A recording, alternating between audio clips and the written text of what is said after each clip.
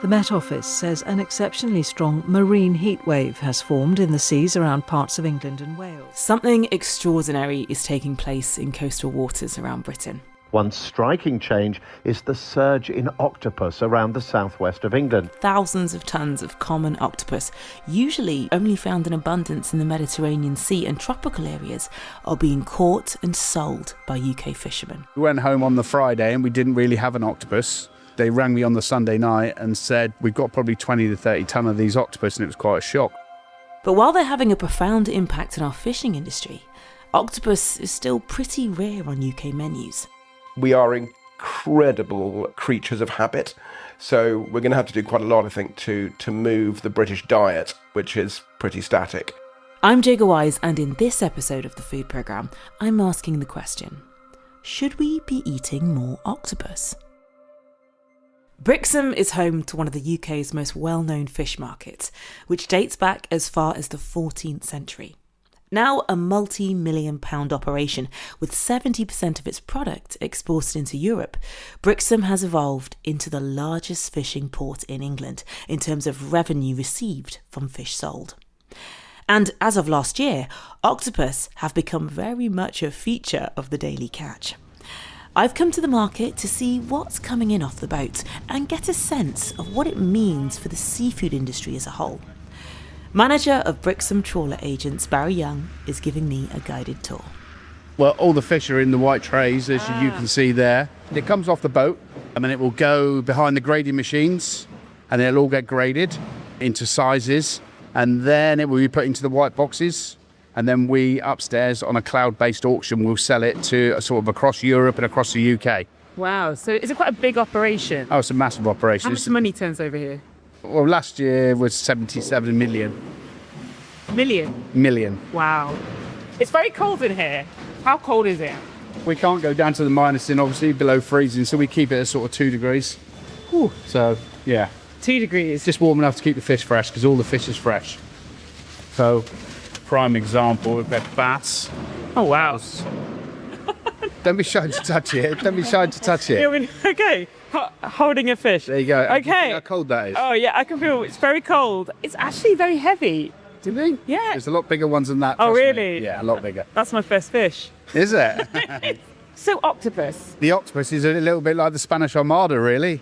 Over the last, I don't know, sort of 12 months, we've seen them just come through the channel like a plague, really. Probably the maximum day was 103 tonne in one day. But every day, since January, there's nothing to say that we wouldn't have 20 to 40 tonne a day.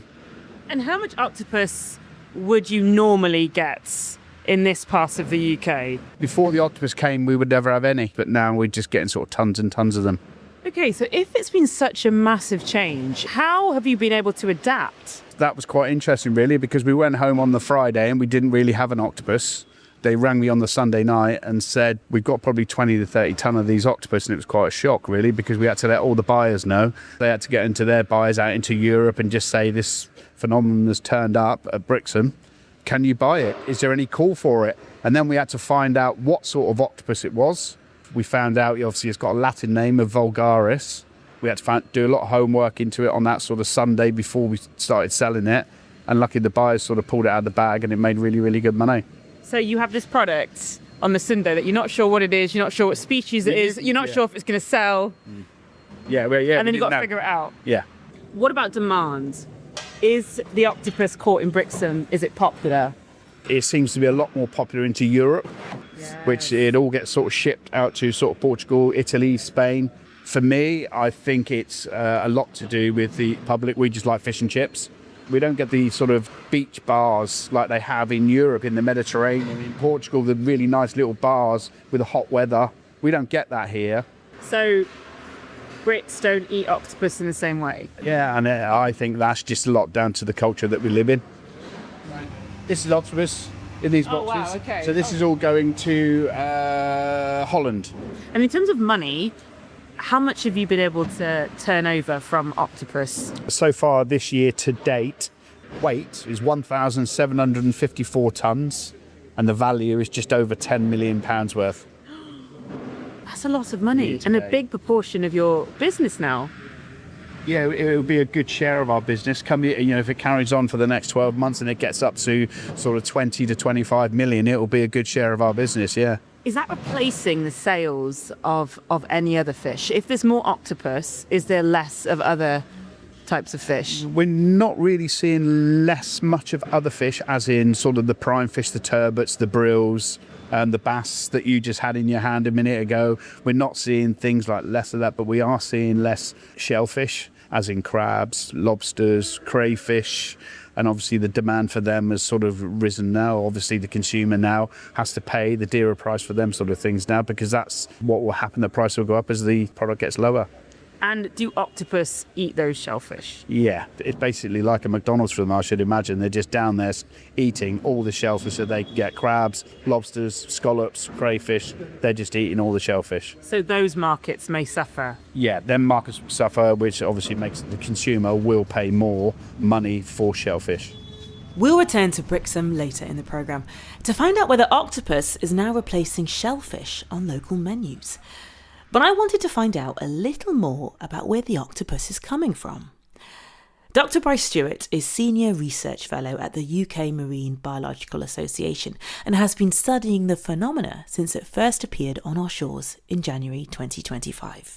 So an octopus bloom is a term that really got coined for what's been going on off the south coast of the UK since early 2025. The fishermen first noticed it, to be fair, but there was a few of us scientists and fishing industry representatives who started talking about this, as the observations came in. And, we were like, what shall we call it? In the past, when it happened, particularly there was a large increase in octopus numbers in 1900, so 126 years ago.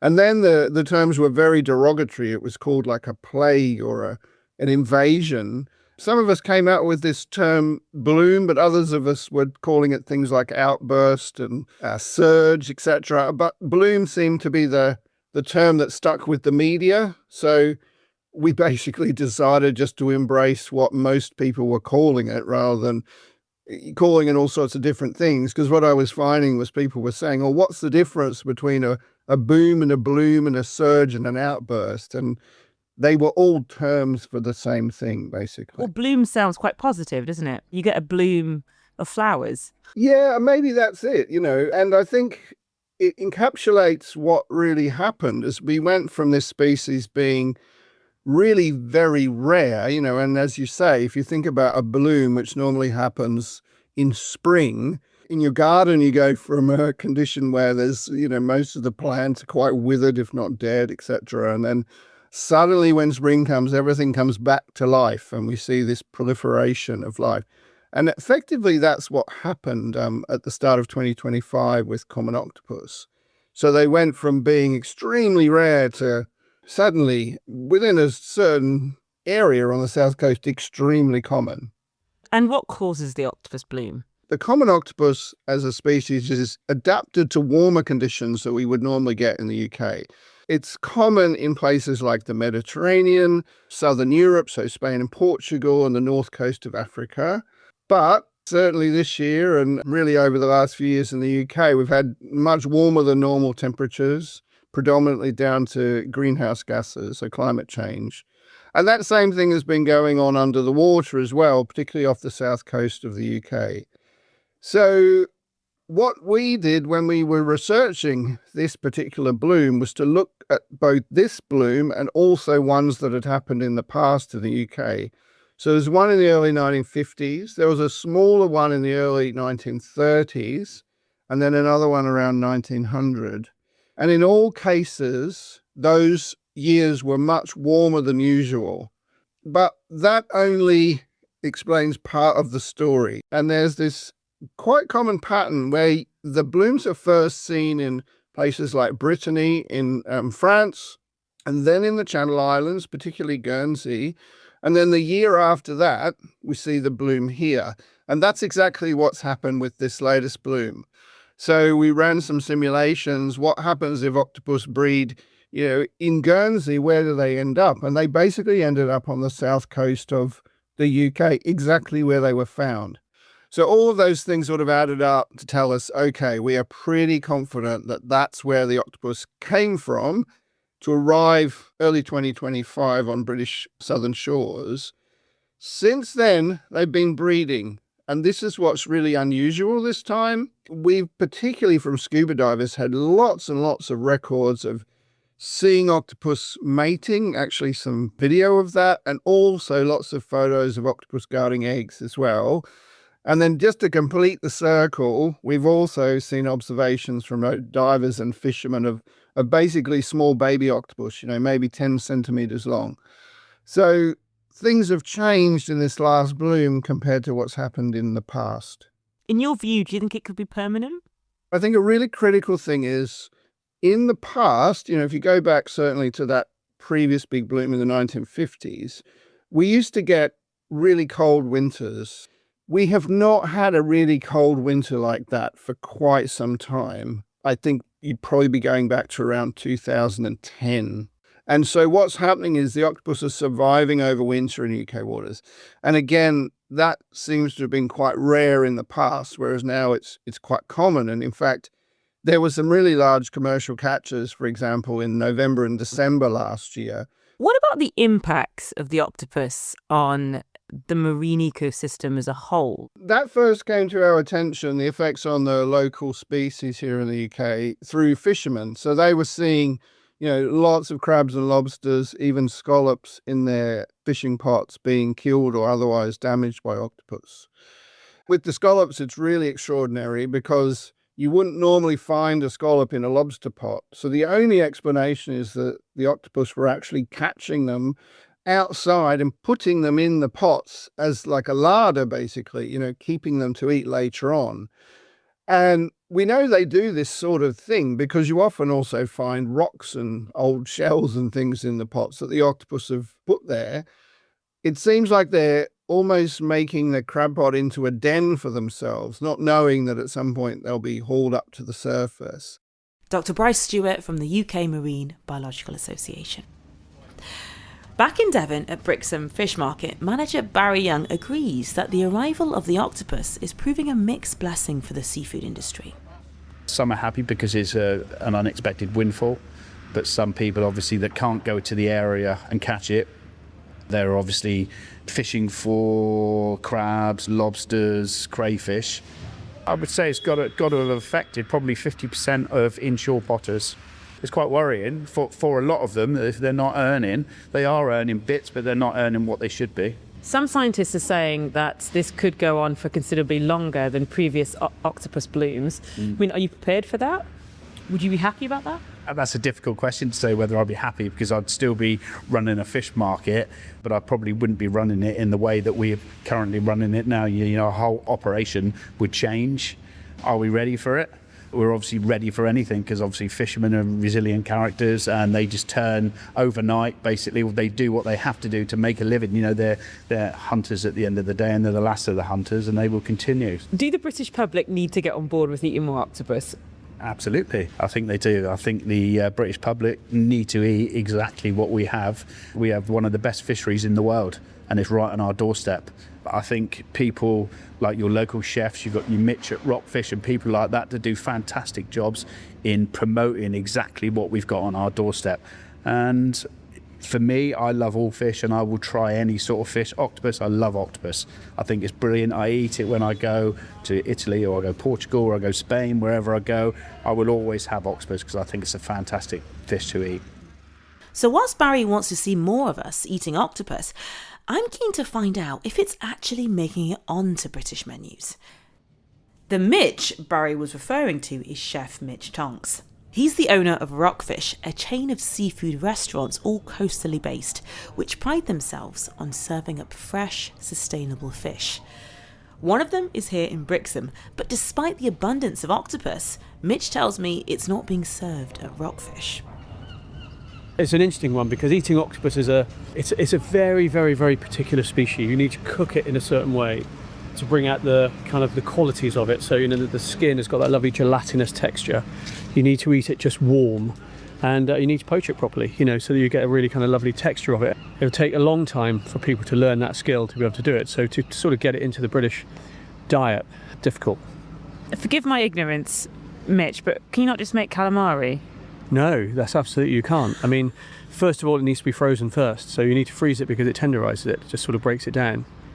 And then you've got to clean it, obviously take the head off, warm water, a few aromats in there, and you dip the tentacles into the water 2 or 3 times, just to sort of, they call it scaring it, and it just curls the tentacles at the end, and then in the water and sort of poach it 45 minutes or more, and then you take it out and you have to spread it out, and then you let it cool. It's that skin which is so precious. That's what the Spanish love.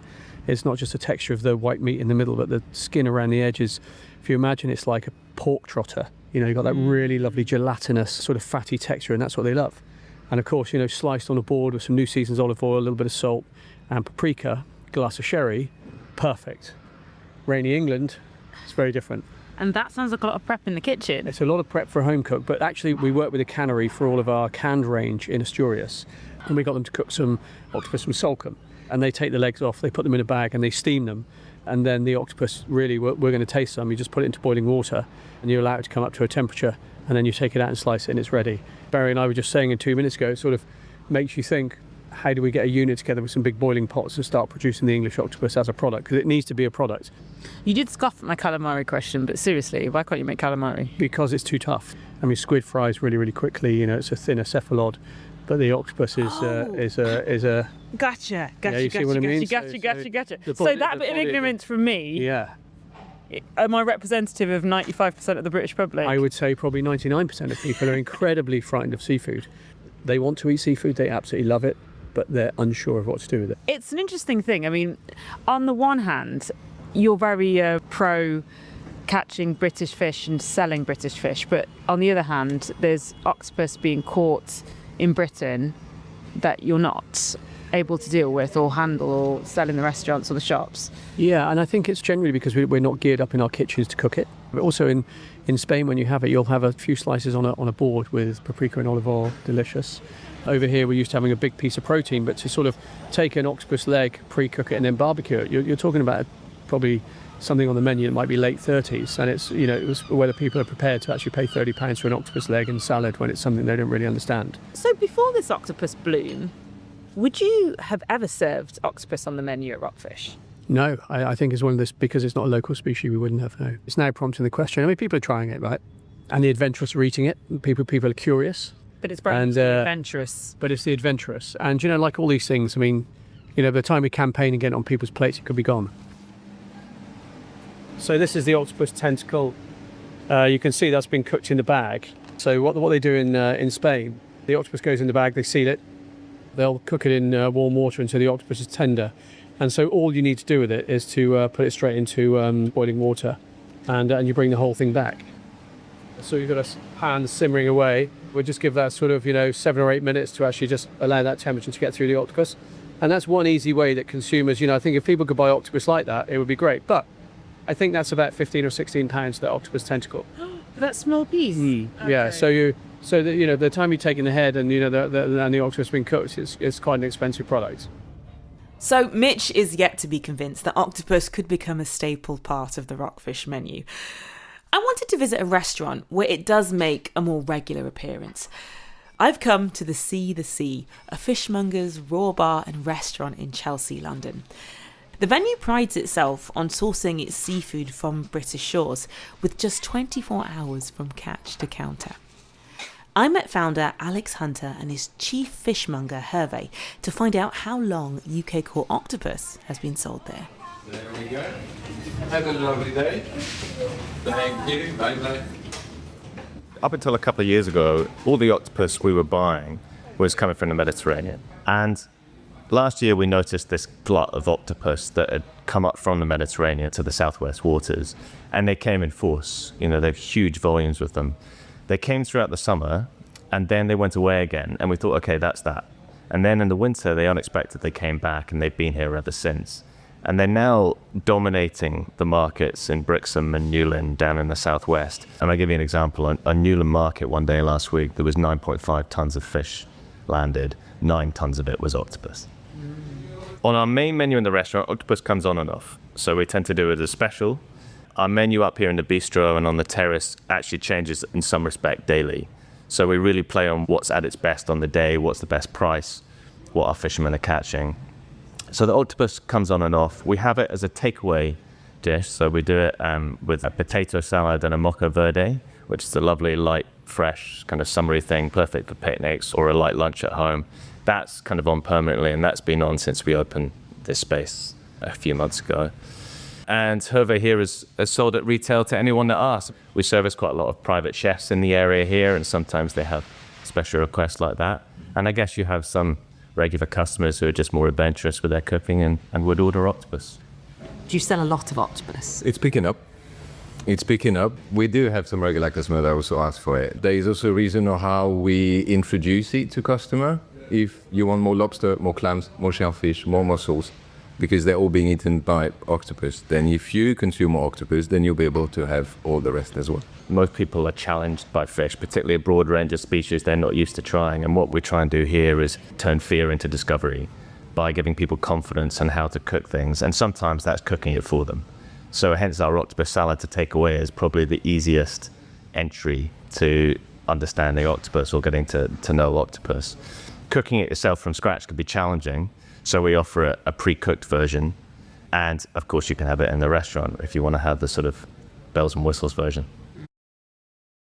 The octopus bloom, how much has that affected you in your sourcing? Has it affected you at all?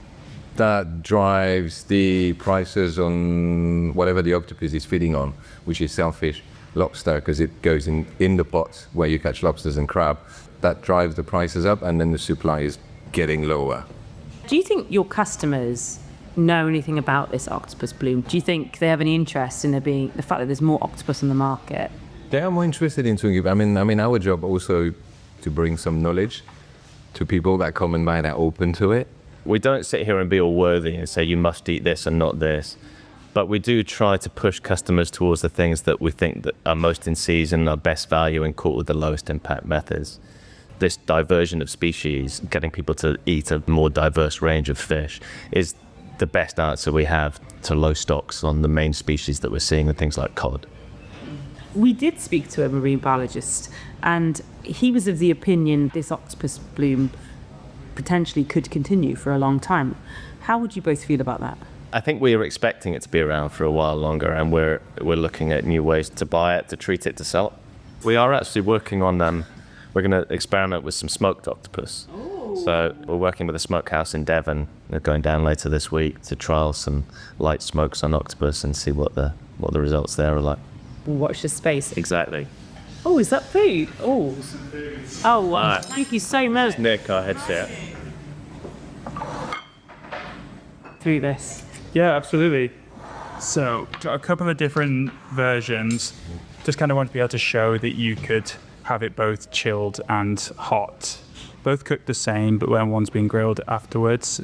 We cook them really low and slow, poach them in really aromatic broth. I like to go loads of tarragon and slice fennel through there. And how do you know whether an octopus is cooked? So I just like to take a little skewer and just go through the real top end of the octopus tentacle and just poke it through. And if you give it with very little resistance, that's when you're good to go. And what I do is I go a little bit before then, and I make sure you let it cool in the stock that you've poached it in. That way, when the protein relaxes, it sucks back in all the liquid that's around it and make sure you've got a nice, like, juicy octopus. Instead of you take it out, it kind of like relaxes and it sucks in air and it becomes dry instead.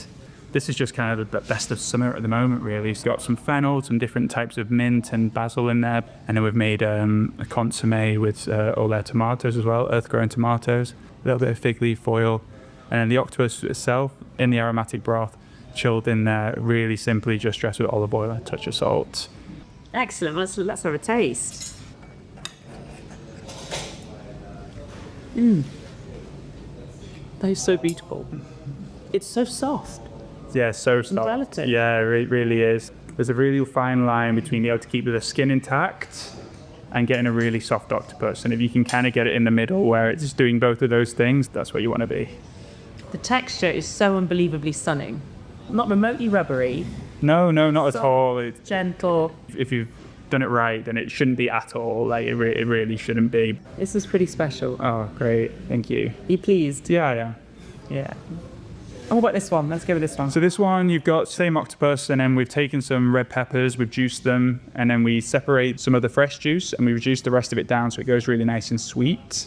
And then we add the fresh juice back in at the end. So you've got that kind of reduced sweetness, but you've also got that freshness that you get from a red pepper as well. Finish with lots of sherry vinegar, and then you've got some mustard greens again from shrub. And the octopus itself has just been glazed in a little bit of birch syrup on the grill. Oh, I love the char grilled outside. It's the mixture between that soft texture. And right at the edge of the tentacle, the suckers, you just get that little bit of crunch from it, yeah. It's really good. Really, really good. This feels like it's pushing the boundaries in terms of British cuisine. Do you think? I don't think it's for me to say. What would your advice be to other chefs that are maybe thinking about putting octopus on the menu? There's no better and more affordable time to get a couple of octopus and give it a go and get well with it. It might take you a couple of goes around, but you got to get there, and it's going to be something that's just really, really appetizing at the end of it. But you say go for it. Go for it, yeah, absolutely go for it. So with head chef Nick encouraging more chefs to give it a go, I was interested to find out more about the octopus as a creature.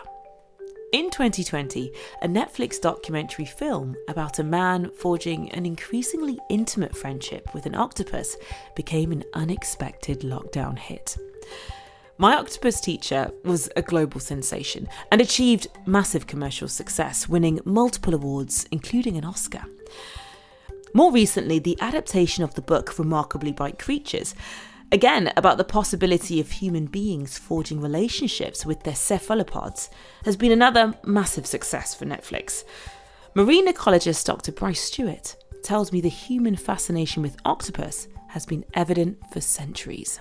A lot of people are familiar with the kraken as this mythical, sort of quite dangerous sea creature. Anyone who's seen the Pirates of the Caribbean films will know about that. And the kraken is, I believe, from Norse mythology originally. And I guess if you wanted to think about it in terms of what it might have been, derived from, it's probably a giant squid. But when you see old illustrations, it looks more like an octopus. So it's kind of a hybrid of the two things. So that sees them as this sort of dangerous, mythical creature.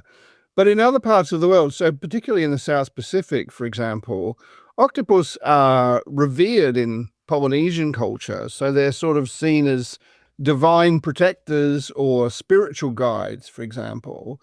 And then more recently, we've seen people embrace octopus through popular culture. For example, the film My Octopus Teacher, it's a remarkable film. And the species that it depicts is very, very similar to the common octopus, which has become common in UK waters. I've seen the film, and look, it's quite an emotional roller coaster. And I know many other people are affected in a similar way. So we're fascinated by them. So the octopus, clearly a creature that people find quite unique and special. But now it's being caught in such high volumes by British fishermen and preying on our shellfish stocks. I wanted to get Bryce's thoughts on whether we need to be open to eating more of it. Look, I think that's a personal decision, to be honest, because they are different from other types of seafood. They are definitely more intelligent than the average sea creature, and therefore probably more aware of what happens to them. So I wouldn't be encouraging people to eat more of them necessarily, but just, if you are comfortable with eating them, and I do see it as sort of equivalent to eating cows or sheep or pigs, for example, which a lot of people are comfortable with, then just see it as one of the other alternatives, and that by putting them on your plate, you're also helping to support the local fishing industry as well. And you live and work in the Plymouth area. Are you seeing more octopus making its way into menus? Here and there, I'm seeing more octopus on menus. A few weeks ago, I went to a pub in Kingsands in Cornwall for lunch with some friends, and on the menu was Cornish octopus. Now, I knew what they were referring to as the common octopus, the species that's bloomed. Last year, it probably would have been called Mediterranean octopus because it was seen as a foreign species, even though it really isn't. It is a native species here. It's just normally rare. But yeah, you could have a Cornish lunch of Cornish cider and grilled Cornish octopus if you like. So it is making its way onto menus here and there, but it's not common. Do you eat octopus? I thought you would ask me this. The answer is occasionally. I'm conflicted about it, to be honest. But I do eat other things like beef and chicken and pork. So like I've said, I don't see a massive difference between it. So when I did see them a few weeks ago advertise as Cornish octopus, I did have a tentacle for my lunch and it was delicious.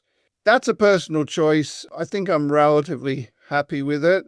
It's down to individuals. Find out everything you can about octopus and make that decision. But yeah, they are delicious. That's the problem, really. Grilled on a barbecue, I think there's few seafoods better. Eating octopus, very much a matter of personal choice for Dr. Bryce Stewart. So what about the average British consumer? Octopus is available in the freezer section of UK supermarket Lidl and at the fish counter in Morrison's, but has yet to make it into other stores such as Tesco, Sainsbury's and Waitrose. But is it something most of us are willing to try?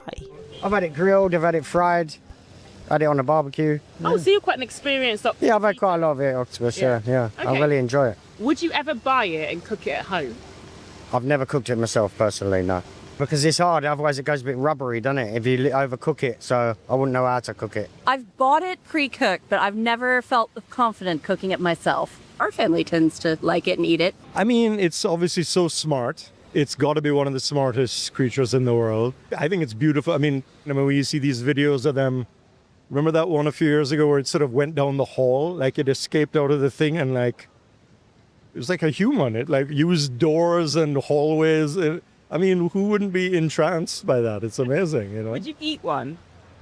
Yeah, I mean, I eat, no, wait, octopus, squid is calamari, right? So it's not octopus. I mean, I guess, but I think it's probably more rubbery than calamari, and I'm not a rubbery person, so probably not. I don't like it that much. They're very intelligent animals. I don't like eating them. And they're very slimy. Very slimy. Very slimy. Squid? I'm in. Octopus, no. I'm from Guernsey. But the octopus are eating all the lobster and the crabs. Oh my God. Yes, we've heard. So yes. we have a big problem. They're one of our exports, and for that reason, we don't particularly like. So is it harming the Guernsey fish economy? Well, it will, if it goes on. We got a friend who went out to pick up his lobster pot, got the lobster in it, got a pot further out, so he went to the pot further out, came back, the lobster had gone. Are you a bit worried and concerned about the amount of octopus on our shores? I think we are. Would you eat octopus for that reason? If you go to Guernsey, most of the restaurants are serving octopus. The woman I've bumped into is absolutely right about the effect for Guernsey fishermen. As Dr. Bryce Stewart told me, the island is one of the areas where octopus often begin breeding in warmer years, as it's positioned that much closer to the Mediterranean. In fact, it's had a major impact on the shellfish industry there. In January 2026, it was revealed the octopus population boom had knocked more than £500,000 off the value of the island's shellfish landings in a year. The Food Programme's Chris Ledyard has been to Guernsey to speak to a fisherman there. After half a century of working at sea, Guernsey fisherman Mick Gill has sold his boat and retired. It's been up and down, definitely had its highs and its lows, but the last 4 or 5 years has just got steadily worse and worse. Mick remembers a few octopus appearing in the late 1970s. After that, he says they were a rare sight, until the latest octopus bloom. Well, they just go in the pots, take the fish out, and that's it. Crab, lobster, scallops, anything of any value, they want. When you don't go to the pots for a week or so, quite often you'll get a pot that's got a load of stones in, pebbles, and even bigger than pebbles. And it's like they're making a nest, whether it's to lay their eggs or what, I don't know. They're clever, aren't they? They're a very clever animal. And what impact has it had on the fishing industry in Guernsey? Not a very good one. Some boats have done very, very well on them. Here locally, the big issue is getting enough, quick enough to export them. There's not enough boats doing it now to make it viable for anyone to be exporting them, really. We're down by the fish quay in St Peter Port Harbour. The St Peter Port Harbour is divided into lots of different sections, isn't it? The fish quay is a small bit just here behind us. We're sheltering from the wind. But there's half a dozen, 10 boats tied up down there? That'd be about it now. Yeah. There's not much more than that now. And meanwhile, all the crab and lobster that you had in Guernsey for years and years, it was very plentiful, wasn't it? Yeah, and, I mean, beautiful crabs and great big lobsters. They're just not there so much anymore. They just don't seem to be there. what crab is being caught, majority of it is good crab, but obviously because there's been such a shortage of it, majority of it is sold locally now, which in years gone by the big lot was being exported. The island is sort of virtually struggling to get enough crab to keep it going at the moment. The restaurants going and the hotels going that need it, It's certainly been a strange 2 or 3 years. Have you eaten octopus? The only time I've eaten octopus was 3 or 4 weeks ago with Antonio. This is the famous Antonio who cooks the famous Octodog. Octodog, yeah, that's the only thing I've ever tried. If you want to come in the kitchen, I'm ready for you. Antonio Alderuccio, executive chef for the Randalls Group, which owns a number of Guernsey restaurants, leads me into the kitchen at Rosso on the St Peter Port seafront. The Octodog, an octopus hot dog, is a playful idea with a serious purpose, putting the new catch onto local menus. As you can see, it's a sausage, exactly like a normal sausage. So basically what we did is we just cook the octopus. Before we steam half of it, and the other half we just cook back, so we extract the collagen. And then we did a blend with my team. We came out with the idea using local ingredients like local lime and a paste from some chili which they grow in the island. So basically it's everything local. Then we add some coriander, and the idea was to work on the texture and on the flavor at the same times, making the octopus different in order to make it more accessible and reduce a bout of skepticism. Some people, they don't maybe like it because they always saw it in the same way. I just sear it in a pan, finish in the oven, simple, give a bit of a texture. You will see it react exactly like a normal sausage. The technical thing has a very high amount of protein, so you can get everything from the reaction on my yard, all the nice searing, and that nice caramelization around, which make it delicious. There you go. That's ready for you, Chris. Wonderful, thanks. Should we carry it next door? Of course. Yeah, thank you. No problem. I'm just going to break a little bit off the end of this so I can actually just taste the Octodog. That's really delicious. Thank you. It's lovely. Thank you.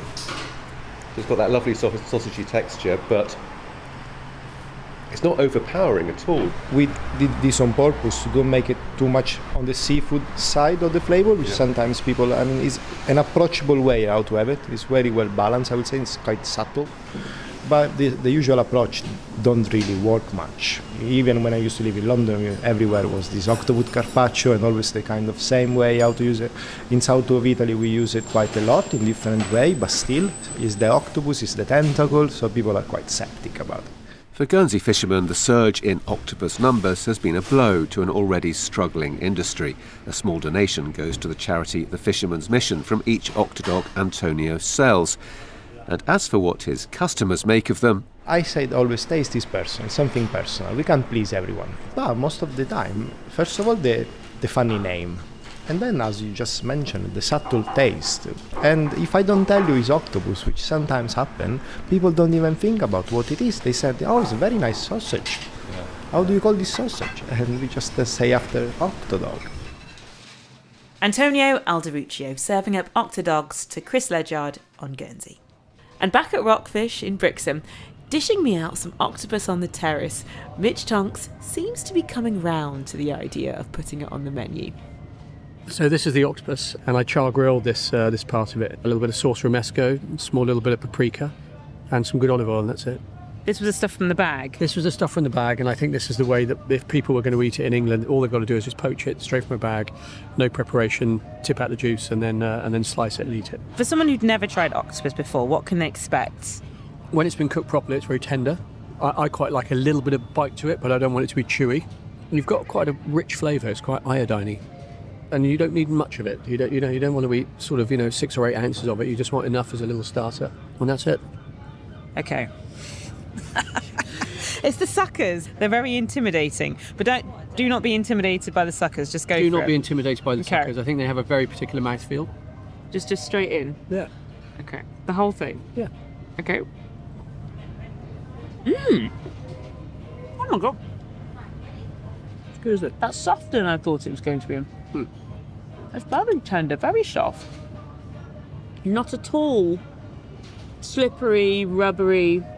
Sauce romesco is paprika, nuts, vinegar, olive oil, roasted peppers. You suddenly start to bring that alive and in a really Spanish way. Try that. You'll This is really delicious. I see what you're doing there, Mitch. Yeah. These kind of flavours lift it. They work beautifully, those flavours. Yeah. I feel like I'm in Spain. Little glass of cold sherry. Sun that a little bit more. No, we would be. I hope this summer, actually, it's quite interesting. It's really great when you have these kind of conversations, is that I can actually imagine places in Cornwall and Devon really having a go this year. This, we're blessed by some wonderful seafood chefs from Cornwall to here. And I think I might be slightly behind. I think probably there's a lot of other people actually doing this, because really sitting out here now with the water and eating octopus and olive oil is perfectly good, right? It's delicious. Very summery. Very summery. Very summery. Brixham is known for its crab. Could it potentially be known for its octopus? I don't see why not. I can see a kind of, Spanish band. I can see huge pots where you have a guy there with a big, pot that's probably, 3 or 4 feet across, and he's poaching his octopus in it, and then people queue up and they wait, and he slices it just to order on boards, and everybody hangs around and does it. What a great idea. What a thought. And you do a sardine festival, octopus festival perhaps? Yeah, octopus festival, brilliant. The amazing idea. I'm not sure if you're serious, Mitch. I am serious, honestly. It doesn't take much to get an idea under my skin and then to make it happen. People who know me, that's, it's like, oh, there's actually a good little buzz here. We could do something great.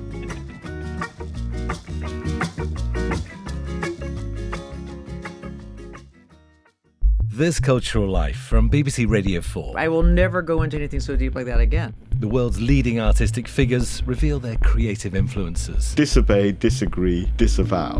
I'm John Wilson, and my recent guests have included the sculptor Anish Kapoor, photographer Annie Leibovitz, the actor Kristen Scott Thomas. It has made me good at telling stories about people who have a secret suffering. And former children's laureate Frank Cottrell Boyce. If art's got one function, it's to point to what's wonderful and say, look, this is your world, it's insane.